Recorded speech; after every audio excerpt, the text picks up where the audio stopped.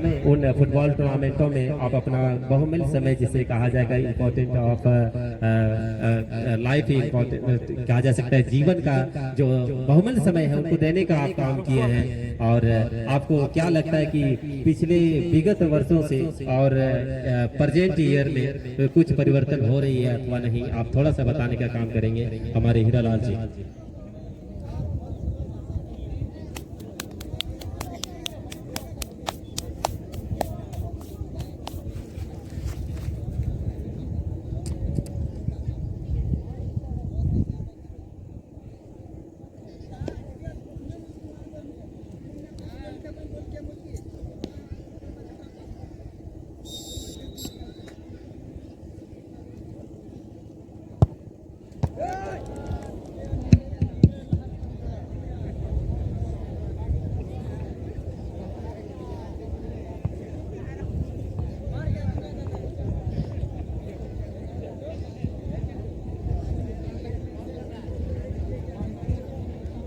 एक बार फिर तमाम दर्शकों का मैं हार्दिक अभिनंदन और स्वागत करता हूं।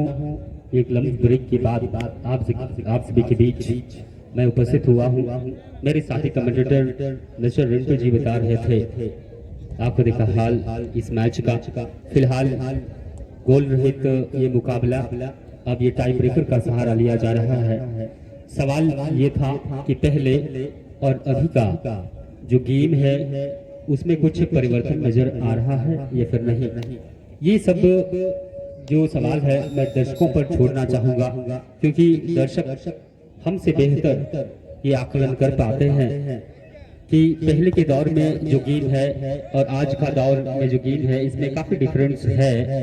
जैसे कि पहले जो खिलाड़ी हुआ करते थे, हालांकि टेक्निकली उस समय का दौर कुछ अलग था। एडवांस टेक्नोलॉजी आजकल देखने को मिल रहा है खेल के हर विभाग में, और यही मेन चीज कहा जा सकता है कि किस तरह से आज के दौर में जो खिलाड़ी है टेक्निकली सशक्त हुए हैं, वो हर चीज को समझ रहे हैं। पहले के दौर में एक चीज हुआ करता था कि बूट का प्रयोग रिंटू जी बहुत कम हुआ करता था, और आजकल अमूमन सारे खिलाड़ी बूट पहनकर खेलते हैं। और अगली जो चीजें हैं, पहले के दौर में यह है कि समय का पाबंद रहते थे खिलाड़ी, लेकिन आज के दौर में ये चीज बहुत कम देखने को मिलता है। तो ये बहुत बड़ी बात है और अंतर भी साफ झलकता है। लोग 2-3 दिन यहाँ पर खेलने के लिए राजी होते थे। आजकल भागम भाग वाली जिंदगी है, लोग अपना करियर भी देखना चाहते हैं। इस वजह से खेल को ज्यादा वक्त नहीं दे पाते हैं खिलाड़ी। जहाँ जितना उनसे बन पाता है बस वो आते हैं, खेलते हैं और फिर अपने जो करियर है उस पर ध्यान देते हैं। ये भी बिल्कुल सही ये विचार है सभी खिलाड़ियों का, क्योंकि गेम तो अपनी जगह है, करियर भी अपनी जगह है।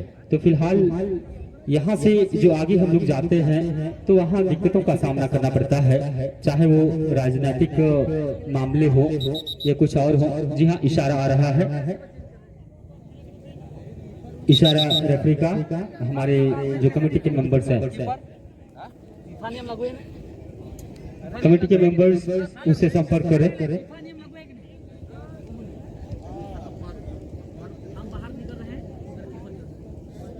तो हम दोनों चर्चा कर रहे थे कि पहले और अभी का जो हालात क्या है फुटबॉल का। तो पहले समय के पाबंद और अब थोड़ा समय को लोग बचा रहे हैं और बचा भी रहे हैं, लेकिन दूसरे क्षेत्र में इन्वेस्ट भी कर रहे हैं टाइम को।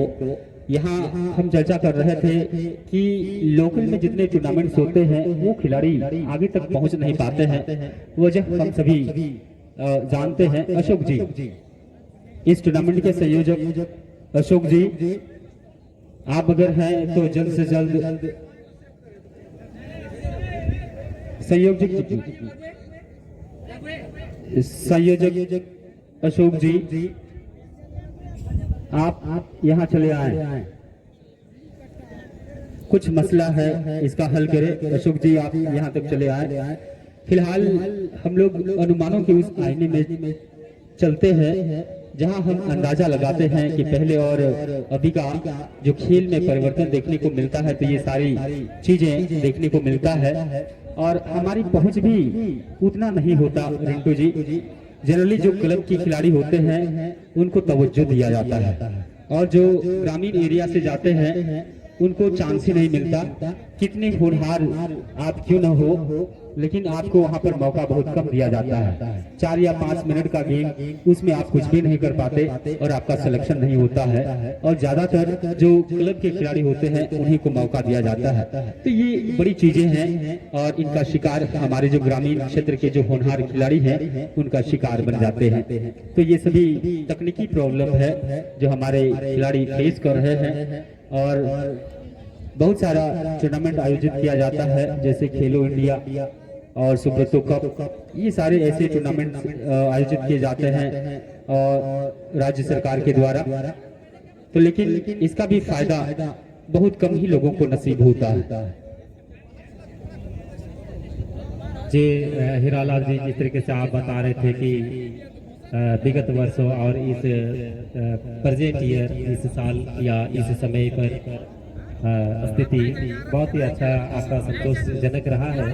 और जहां तक कहा जाए, सत्य बात है कि हम सभी सुदूरवर्ती क्षेत्र इलाके से बिलोंग करते हैं और जब हमारे चयनित के लिए आगे के प्लेटफॉर्म को तय करने के लिए जब प्लेटफॉर्म की बारी आती है तो हम सभी को ऐसा प्लेटफॉर्म का मौका भी नहीं मिल पाता है कि हम सभी होनहार खिलाड़ी या एक प्रतिभाशाली आगे बढ़ने का मौका मिलता है सुदूरवर्ती क्षेत्र इलाके से। और ऐसे खिलाड़ियों का चयनित हो जाते हैं जहां फुटबॉल क्लब से जुड़े हुए रहते हैं। 100% ये बात सत्य है हीरालाल जी, आजकल के युग में ऐसा हम सभी दबे हुए रह जाते हैं अपनी कला और प्रतिभा या अपनी जानकार के साथ भी, अपने होनहार होने के नाते भी, और इसके प्रति खुद से स्टैंड होना पड़ेगा। और जिस तरीके से आप हम सभी जानते हैं कि हमारे भारत देश में एक लोकतांत्रिक राज्य है और लोकतांत्रिक राज्य होने के नाते अनेक हमारे नेता, प्रतिपक्ष चाहे पक्ष हो चाहे प्रतिपक्ष हो, वो वोट लेने के लिए हम सभी जनताओं के बीच में आते हैं। उन्हीं समय हम लोग को टारगेट करना चाहिए, एक सूचना सूचित कर देना चाहिए कि ऐसा ऐसा मौका हम सभी को अगर यदि मिलते हैं तो आपको यदि हम वोट देंगे, अपना वोट का कीमती वैल्यू को समझते हुए आपको एक खुटा के रूप में खड़ा करेंगे। उस समय हम लोग को सोचना होगा और खुद अपने से भी, अपने स्वयं सेल्फ से, अपने क्या कहा जा सकता है, अपने सेल्फ इंडिपेंडेंट होने के बावजूद अपने आप को भी एक चैलेंज करना होगा। और तभी हम सभी शायद सुदूरवर्ती क्षेत्रीय इलाके के एक ऐसा प्लेटफॉर्म मिलेगा जो हमारे अनेक होनहार खिलाड़ी हैं उनके जीवन में एक प्रगति के मार्ग पर आ पाएंगे और आगे बढ़ पाएंगे। हीरालाल जी,